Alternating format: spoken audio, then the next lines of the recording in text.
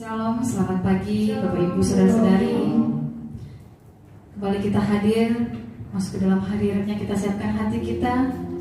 Kita angkat pujian kita angkat sembah kita. Karena hanya Dia yang layak kita sembah, hanya Dia yang layak kita puji. Amin. Terima kasih Yesus.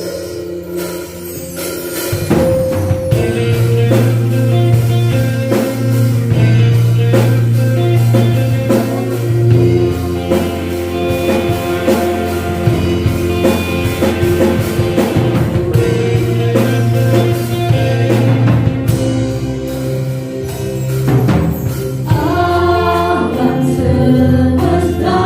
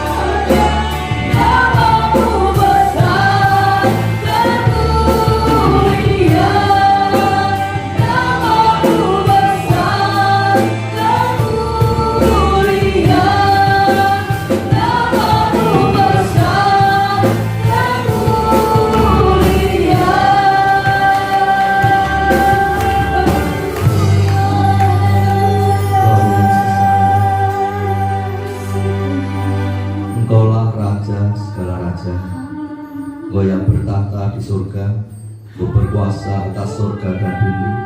Engkau Allah yang besar, mulia, layak dipuji, disembah, diagungkan. Pagi hari ini kami datang di hadapan-Mu dengan penuh ucapan syukur kami. Pagi hari ini kami datang dengan satu kerinduan, memberikan pujian, pengagungan, dan penyembahan kami di hadapan-Mu.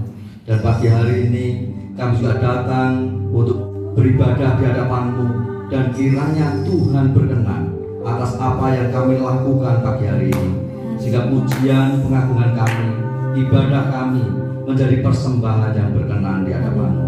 Bapa, kami sudah serahkan ibadah ini dari awal sampai akhirnya. Kau yang beracara, Kau yang memberkati ibadah kami, dan hamba membuka ibadah ini di dalam nama Tuhan Yesus Kristus. Amin.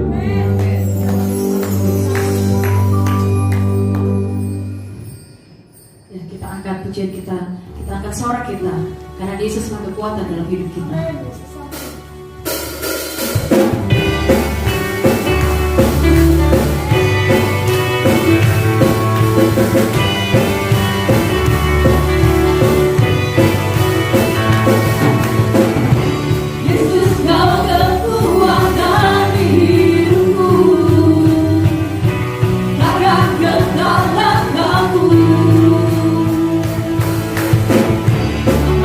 Tanganku di sana.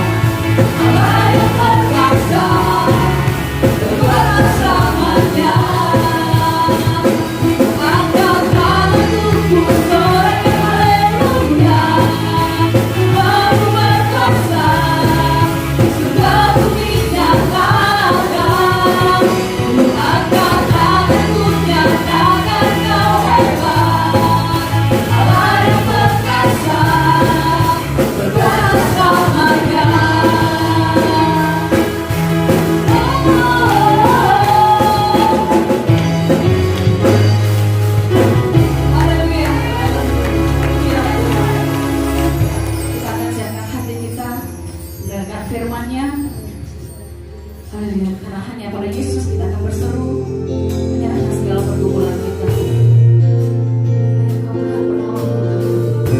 Haleluya Yesus.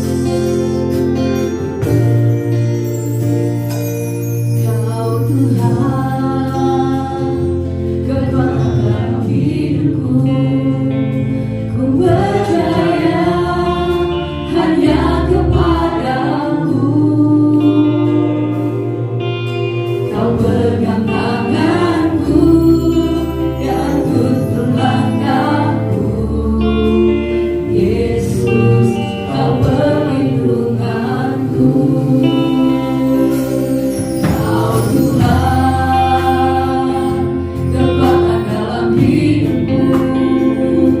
Menolongku dalam kesesakan. Kau burung batuku dan pertahananku. Yesus, Kau kemenanganku. Yesus, padamu ku berseru. Kaulah penyelamatku. Terpujilah Kau Tuhanku. Ku memuji namamu sepanjang umur hidupku. Terpujilah Kau Tuhanku di atas segalanya.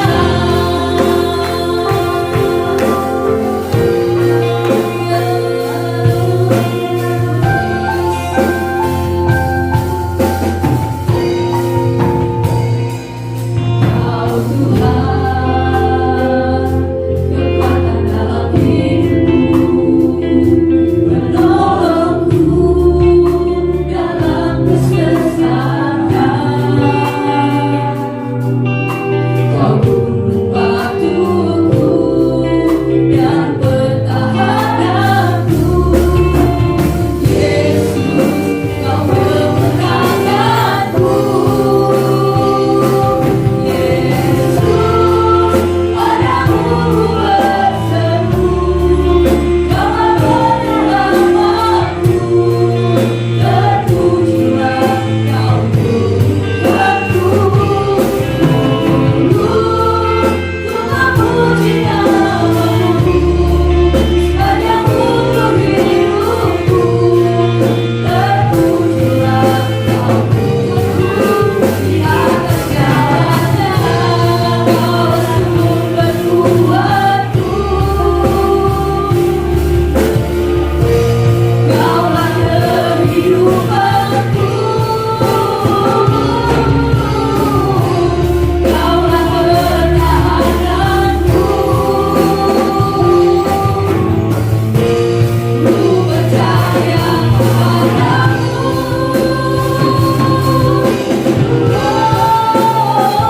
Oh Yesus, padamu ku berseru. Kaulah penyelamatku. Terpujilah Kau Tuhanku.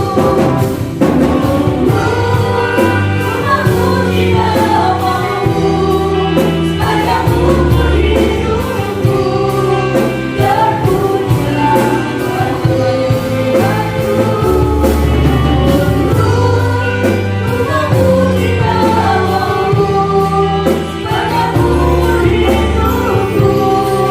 Terpujilah Kau Tuhanku di atas segalanya.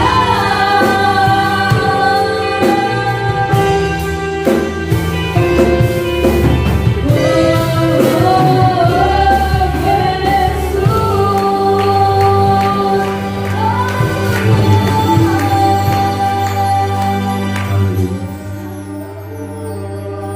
Kiranya ucapan syukur dan pujian kami menjadi persembahan yang berkenan di hadapan-Mu. Dan saatnya kami akan mendengarkan firman-Mu. Berkati hamba-Mu, berkati sidang-Mu. Biarlah kami bersama-sama pagi hari ini diperlengkapi dengan kebenaran, sehingga di dalam menjalani kehidupan kami kami akan semakin baik lagi di hadapan-Mu. Dan kami sambut firman-Mu pagi ini di dalam nama Tuhan Yesus Kristus. Amin. Silakan duduk. Salam sejahtera di dalam kasih dan kemurahan Tuhan Yesus Kristus. Saya akan menyampaikan firman Allah dari Filipi pasal 4 ayat 10 sampai dengan ayat yang ke-13, dan saya memberikan judul Puas dalam Tuhan. Filipi pasal 4 ayat 10 sampai 13. Demikian firman Tuhan. Aku sangat bersukacita dalam Tuhan bahwa akhirnya pikiranmu dan perasaanmu bertumbuh kembali untuk aku. Memang selalu ada perhatianmu, tetapi tidak ada kesempatan bagimu. Kukatakan ini bukanlah karena kekurangan, sebab aku telah belajar mencukupkan diri dalam segala keadaan. Aku tahu apa itu kekurangan, dan aku tahu apa itu kelimpahan. Dalam segala hal dan dalam segala perkara, tidak ada sesuatu yang merupakan rahasia bagiku, baik dalam hal kenyang maupun dalam hal kelaparan, baik dalam hal kelimpahan maupun dalam hal kekurangan. Ayat 13. Segala perkara dapat kutanggung di dalam Dia yang memberi kekuatan kepadaku. Bapak, Ibu, dan Saudara yang dikasihi Tuhan, ayat tersebut adalah sebagian surat Paulus yang dikirimkan kepada jemaat di Filipi. Dan surat itu ditulis Paulus ketika dia menjadi tawanan Nero di lembaga pemasyarakatan di Roma. Sekalipun demikian, ia tetap mempunyai semangat di dalam melayani Tuhan, sehingga dia memberikan suratnya kepada jemaat-jemaat yang dilayani. Dia berkomunikasi lewat suratnya, dan bahkan dia memotivasi jemaat-jemaat yang dilayaninya. Dan dari ayat itu Paulus memuji Tuhan atas kebaikan jemaat yang ada di Filipi, di mana jemaat itu setia melayani dan memberikan pertolongan kepada Rasul Paulus. Paulus juga mengungkapkan rasa syukurnya kepada Tuhan sebab keperluannya tercukupi oleh karena kurban persembahan yang diberikan oleh jemaat yang ada di Filipi. Dan pelayanan jemaat Filipi terhadap Paulus rupanya itu melengkapi kepuasan Paulus di dalam Tuhan. Puas, kalau saya lihat dari Kamus Besar Bahasa Indonesia, itu berarti merasa senang, lega, gembira, kenyang, terpenuhi hatinya. Juga berarti lebih dari cukup. Dan itulah yang dirasakan Paulus ketika dia melayani Tuhan dan berada di dalam Tuhan, maka dia merasakan kepuasan itu. Lalu apa rahasia Paulus sehingga dia bisa puas dalam Tuhan? Dan ini yang menarik rahasianya ini. Dan inilah yang harus kita praktekkan di dalam kehidupan kita. Maka yang pertama yang saya lihat adalah Paulus menguasai keadaan. Kalau saya baca di ayat 11 dalam bahasa Indonesia sehari-hari, di situ dituliskan demikian. Saya mengemukakan ini bukan karena saya berkekurangan, sebab saya sudah belajar merasa puas dengan apa yang ada. Kalau kita melihat Paulus dalam tulisan yang disampaikan kepada jemaat di Filipi, di mana dia mengungkapkan kepuasannya dan ungkapan syukurnya kepada Tuhan. Mungkin kita berpikir, apakah Paulus tidak menghadapi masalah di dalam pelayanan yang dihadapi? Tetapi kenyataannya kita melihat bahwa Paulus pernah menghadapi dan sering menghadapi masalah di dalam pelayanannya. Dan bahkan ketika dia memutuskan untuk melayani Tuhan, Paulus pernah hidup di dalam kekurangan. Dan bahkan dia juga pernah bergumul tentang duri yang ada di dalam daging. Dia berdoa, berharap kepada Tuhan supaya Tuhan mengambil. Tetapi apa yang didoakan Paulus, yang menjadi kemauan Paulus, Tidak Tuhan jawab sesuai dengan keinginan Paulus. Kemudian juga pada saat Paulus sudah mengambil bagian di dalam pelayanan, menetapkan hatinya untuk melayani Tuhan, maka nyawanya juga terancam. Tetapi yang saya lihat bahwa Paulus tidak dikuasai oleh keadaan. Kalau dia dikuasai oleh keadaan, mungkin Paulus akan putus asa di dalam pelayanan, di dalam tantangan, persoalan yang dihadapi dalam pelayanan. Satu hal yang Paulus lakukan adalah dia menguasai keadaan. Di dalam kondisi seperti apapun, di dalam masalah seperti apapun, Paulus belajar untuk menguasai keadaan. Dan hal itu merupakan pengalaman hidup yang sangat penting di dalam kehidupan Paulus, sehingga dia merasa puas dalam Tuhan. Maka kita melihat Paulus yang puas dalam Tuhan, akhirnya dia semakin teguh di dalam pelayanannya, semakin kuat di dalam pelayanannya. Bapak, Ibu, dan saudara kasih dalam Tuhan, hati yang selalu merasa tidak puas, ini akan tercermin dari raut mukanya. Biasanya orang yang puas itu dia akan kelihatan sukacita, keramahannya juga nampak, kasih sayangnya terhadap orang lain juga kelihatan, dan dia menunjukkan satu sikap yang sangat baik. Tetapi sebaliknya, orang-orang yang tidak pernah puas dengan apapun juga, maka kelihatan juga dari mukanya, yang seharusnya perempuan kelihatan cantik, mukanya, senyumnya indah, tetapi kecantikan dan keindahan itu mulai hilang oleh karena ketidakpuasan, sehingga muka muram itulah yang kelihatan. Bagi seorang pria yang seharusnya dia memiliki satu wibawa yang luar biasa, dan itu ditunjukkan dalam sikapnya, namun seringkali oleh karena ketidakpuasannya, maka hal itu juga tidak nampak di dalam hidupnya. Bahkan menjadi seorang pria yang mungkin membuat orang lain takut, bahkan istrinya sendiri juga takut ketika berdekatan dengannya. Dan saya melihat bahwa seorang yang tidak pernah merasa puas, maka dia akan melakukan sesuatu yang bisa merugikan dirinya sendiri maupun merugikan orang lain.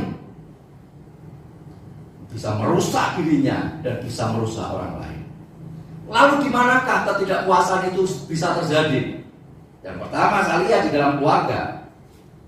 Di tengah-tengah keluarga, seharusnya di dalam rumah tangga Kristen itu sebagai tempat untuk berbagi kasih. Rumah tangga Kristen harusnya saling memperhatikan satu dengan yang lain. Di dalam rumah tangga Kristen harusnya berbagi kebahagiaan dan menikmati kebahagiaan bersama di dalam keluarga itu. Namun seringkali terjadi ketidakpuasan antara satu dengan yang lain. Mungkin istri kecewa dengan suami dan sebaliknya, anak-anak kecewa terhadap orang tuanya, orang tua kecewa terhadap anak-anak, dan bahkan yang dilakukan anak, yang dilakukan istri, yang dilakukan suami, yang dilakukan orang tua, semua tidak memuaskan. Mungkin juga kebutuhan ekonomi yang tidak tercukupi, dan akhirnya merasa tidak terpuaskan. Maka ketika keluarga itu tidak terpuaskan, mereka tidak mengalami kepuasan, maka suasana kebahagiaan di dalam keluarga itu akan terganggu. Ya, seharusnya keluarga itu adalah keluarga yang bahagia dan bisa menikmati kebahagiaan bersama, tetapi itu tidak bisa terwujud karena ketidakpuasan anggota keluarga masing-masing. Maka di sini kita harus belajar seperti Rasul Paulus supaya bisa menjadi puas. Kemudian ketidakpuasan itu juga bisa terjadi di gereja. Mungkin jemaat yang tidak puas dengan pelayanan gembala, atau tidak puas dengan pelayanan sesamanya saudara seiman, sehingga yang terjadi saling menyalahkan, saling mengkritik, bisik-bisik yang tidak baik, menceritakan yang tidak baik, dan bahkan seringkali terjadi permasalahan antara satu dengan yang lain. Maka akan membuat di dalam gereja, suasana gereja yang seharusnya indah menjadi tidak indah lagi.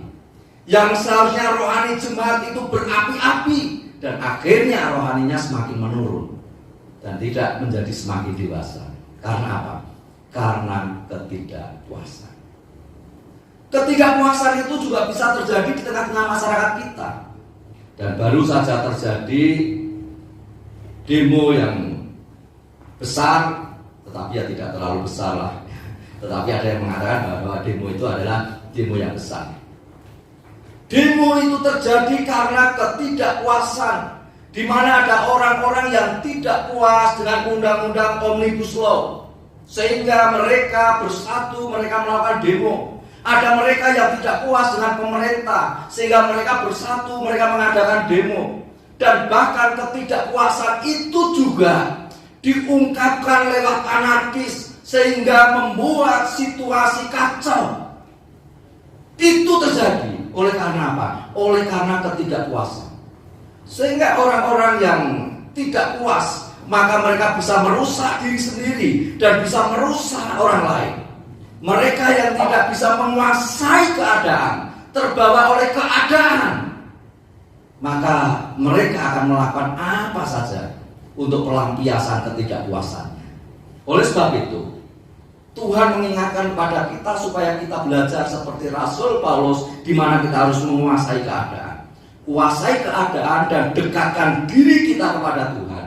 Maka saya percaya kalau kita menguasai keadaan dan mendekatkan diri kepada Tuhan, maka Tuhan akan menerangi kita dengan kebenarannya. Amin. Paulus kuasai keadaan. Dia mendekatkan dirinya kepada Tuhan, sehingga Paulus memiliki damai sejahtera di dalam hatinya. Dan damai sejahtera yang Paulus rasakan itulah yang membuat dia bisa merasa puas di dalam Tuhan. Sehingga tidak salah kita belajar seperti Rasul Paulus. Keadaan di sekitar kita belum tentu bisa memuaskan kita. Dan bahkan dalam keadaan yang tidak memuaskan kita, mari kita kuasai keadaan itu, sehingga kita tetap bisa puas di dalam Tuhan. Kemudian yang kedua, apa yang Paulus lakukan sehingga bisa puas di dalam Tuhan? Dia menyederhanakan keinginannya. Ayat 11 tadi dikatakan demikian, saya bacakan ayat 11 dan 12, kembali saya ulang baca.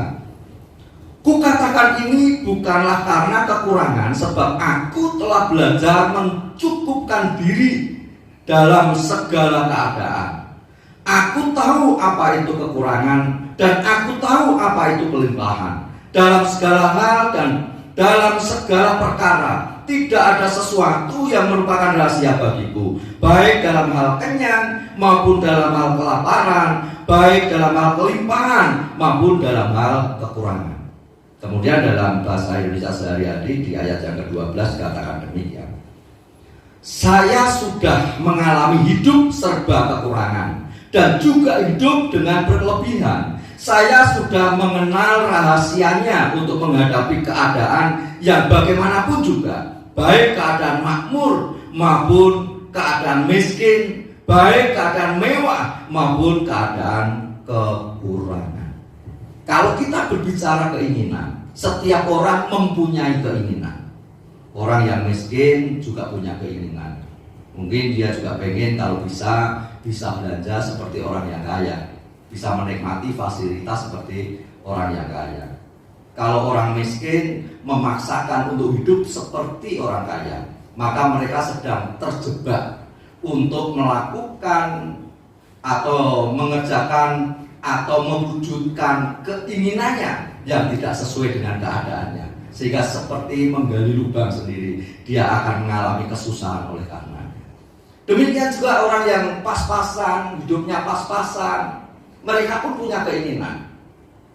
Dan ketika mereka ingin memenuhi keinginannya, dan keinginan itu lebih tinggi daripada kemampuannya, dan pada saat dia memaksakan, maka mereka pun akan keberatan.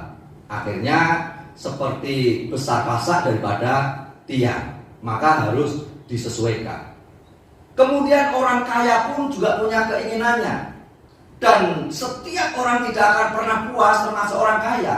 Mungkin dia sudah bisa memenuhi segala keinginannya, bisa membeli apa yang diinginkan, dan bahkan dia merasa bisa dipuaskan dengan apa yang bisa dibelinya. Tetapi orang tidak akan pernah puas oleh karenanya. Sehingga dengan demikian, maka seseorang harus belajar untuk menyederhanakan keinginannya. Saya sendiri sebagai hamba Tuhan, bukan pengusaha yang berarti hidup dari kemurahan Tuhan. kami belajar untuk menyederhanakan keinginan kami. Dari mulai pelayanan di sini selalu hidup dalam kesederhanaan karena memang belum ada untuk hidup mewah. Mobil dari mobil tua, motor dari motor tua, kami syukuri dengan mobil yang tua, motor tua terus naik sedikit demi sedikit dan sampai sekarang keadaan seperti ini. Kami belajar untuk menyesuaikan keinginan dengan kemampuan yang ada, sehingga dengan demikian bisa menjalani hari-hari dengan penuh sukacita dan tidak ada beban yang begitu berat yang akhirnya menghilangkan sukacita dan merasa tidak puas. Kalau kita bisa menyederhanakan keinginan kita, maka disitulah kita akan puas di dalam Tuhan dan mensyukuri setiap berkat yang Tuhan berikan kepada saudara-saudara. Apa yang bisa kita lakukan sesuai dengan kemampuan kita. Dan saya melihat bagaimana Rasul Paulus, dia katakan, dia tahu bagaimana hidup di dalam kekurangan, dia tahu bagaimana hidup di dalam kelimpahan, namun dia juga tahu bagaimana cara menghadapinya. Dia menyederhanakan keinginannya, sehingga Rasul Paulus bisa menikmati hari-harinya, bisa menikmati hidupnya, bisa menikmati pelayanannya sesuai dengan berkat yang Tuhan berikan padanya. Jadi di sini mari kita juga belajar sepadan dengan berkat yang Tuhan percayakan kepada saudara-saudara. Kita mensyukuri berkat yang Tuhan berikan kepada kita, dan jangan pernah iri dengan berkat yang Tuhan berikan kepada orang lain. Amin. Saya senang dengan kalimat ini. Tuhan tidak pernah salah untuk memberkati. Berkat yang sudah Tuhan berikan kepada kita, syukuri itu. Berkat yang Tuhan berikan kepada orang lain, biarlah mereka juga bersyukur dengan berkat itu. Sehingga dengan berkat yang Tuhan berikan kepada kita, justru hal itu semakin mendekatkan diri kita kepada Tuhan, membuat hati kita bersyukur kepada Tuhan, dan kita puas dalam Tuhan. Sekali lagi, sederhanakan keinginan. Kemudian yang ketiga, mengapa Paulus bisa puas di dalam Tuhan? Yang ketiga yang saya lihat bahwa Paulus membaktikan hidupnya kepada Tuhan. Membaktikan berarti dia memberikan hidupnya, menyerahkan hidupnya untuk melayani Tuhan. Sehingga dalam Filipi pasal 1 ayat 21 di situ dikatakan, karena bagiku hidup adalah Kristus dan mati adalah keuntungan. Yang berarti selama Paulus ini Tuhan berikan kesempatan untuk hidup, maka dia mengabdikan dirinya, membaktikan dirinya untuk melayani Tuhan. Tujuan hidupnya adalah Tuhan. Dan dia katakan, kalau mati itu bukan kerugian, tetapi keuntungan bagi Paulus. Maka dia juga tidak takut mati. Selama hidup dia melayani Tuhan, kalau mati pun tidak rugi. Sehingga dia siap menghadapi kematian, dan dia tidak menyayangkan nyawanya untuk melayani Tuhan, dan dia disanggupkan Tuhan untuk menghadapi setiap tantangan yang harus dihadapi. Kemudian di dalam 1 Korintus pasal 10 ayat 13 juga katakan demikian. Pencobaan-pencobaan yang kamu alami ialah pencobaan-pencobaan biasa yang tidak melebihi kekuatan manusia. Sebab Allah setia, dan karena itu Ia tidak akan membiarkan kamu dicobai melampaui kekuatanmu. Pada waktu kamu dicobai, Ia akan memberikan kepadamu jalan keluar sehingga kamu dapat menanggungnya. Kemudian dalam Filipi tadi pasal 4 ayat 13 yang sudah kita baca tadi, sekali lagi saya baca, segala perkara dapat kutanggung di dalam Dia yang memberi kekuatan kepadaku. Saya percaya ketika Rasul Paulus menuliskan nasihat kepada jemaat di Korintus dalam 1 Korintus 10 ayat 13, maka itu adalah pengalaman Rasul Paulus ketika dia mengabdikan dirinya kepada Tuhan, ketika dia menyerahkan hidupnya untuk melayani Tuhan. Sekalipun harus menghadapi tantangan, persoalan di dalam hidupnya, namun dia menganggap bahwa masalah-masalah yang dihadapi itu adalah masalah-masalah yang biasa, yang tidak menakutkan Rasul Paulus. Kenapa? Sebab ia percaya bahwa Allah itu setia dan tidak akan membiarkan Paulus dicobai melampaui kekuatan Paulus. Dan itu juga yang disampaikan kepada jemaat Korintus, dan itu juga yang disampaikan kepada saudara-saudara. Kalau kita mengabdikan diri kita kepada Tuhan atau membaktikan diri kita kepada Tuhan, maka kita percaya bahwa Tuhanlah yang bertanggung jawab atas hidup kita. Dia yang akan menyertai saya dan saudara. Sekalipun suatu saat kita menghadapi masalah, menghadapi tantangan oleh karena pengabdian kita, juga masalah tantangan dalam kehidupan kita karena pengiringan kita kepada Yesus, mungkin juga masalah tantangan dalam kehidupan kita karena keadaan dunia yang penuh dengan masalah. Namun Tuhan itulah yang akan menyertai dan memberikan kekuatan kepada kita, sehingga pencobaan-pencobaan, masalah-masalah yang kita hadapi tidak melampaui kekuatan kita. Karena apa? Karena ada Tuhan yang setia, yang bersama dengan saya dan saudara. Dan bahkan dalam Filipi 4 tadi pasal 4 ayat 13 dalam bahasa Indonesia sehari-hari dikatakan, dengan kuasa yang diberikan Kristus kepada saya mempunyai kekuatan untuk menghadapi segala rupa keadaan. Yang berarti bahwa Paulus mampu menghadapi masalah, persoalan, pergumulan di dalam hidupnya bukan dengan kekuatannya sendiri, namun dia sadar bahwa karena ada kuasa yang diberikan dari Allah kepada Paulus, maka Paulus bisa menghadapi masalah, bisa menghadapi tantangannya, sekalipun dia harus menghadapi tantangan. Demikian juga di dalam kehidupan kita.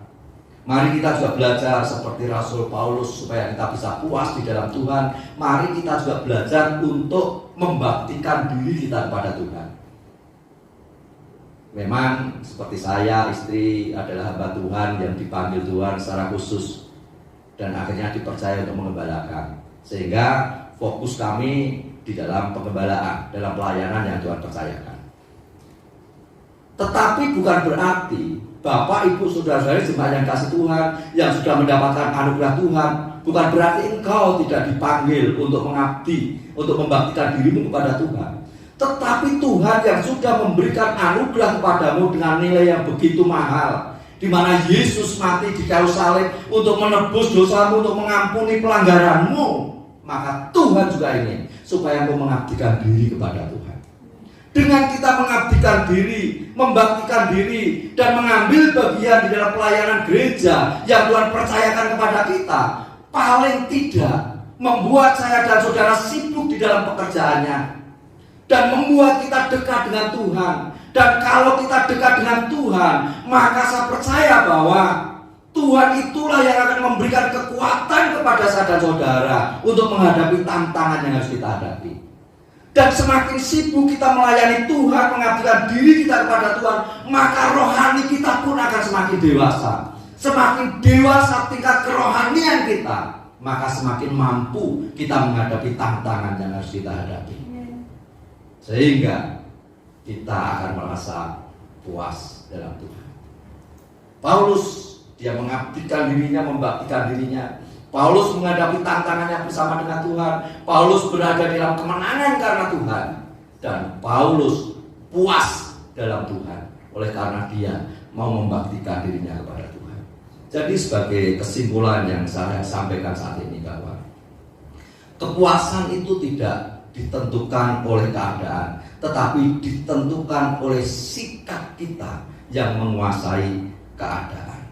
Juga kedekatan kita kepada Tuhan, yaitu penyerahan hidup kita kepada Tuhan. Oleh sebab itu, belajarlah untuk menguasai keadaan, belajarlah untuk menyederhanakan keinginan, dan belajarlah untuk membaktikan hidupmu kepada Tuhan.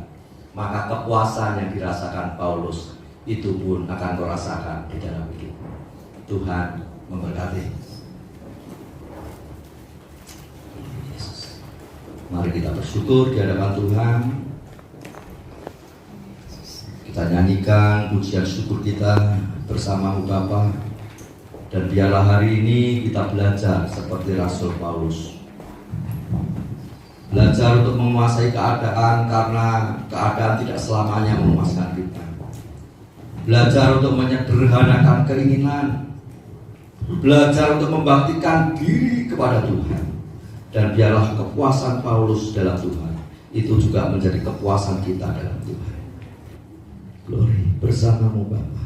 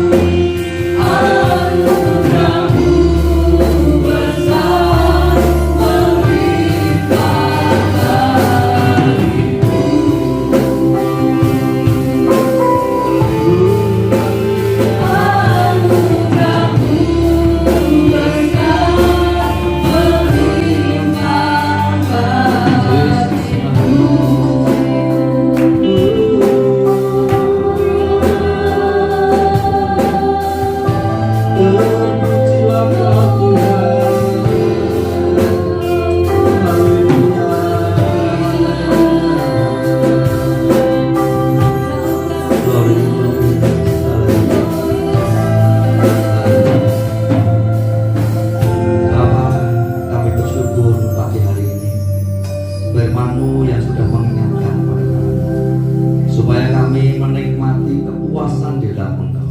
Oleh sebab itu, mampukan kami ya Tuhan, supaya kami bisa menguasai keadaan, supaya kami bisa menyederhanakan keinginan kami, dan biarlah kami belajar untuk membaktikan hidup kami.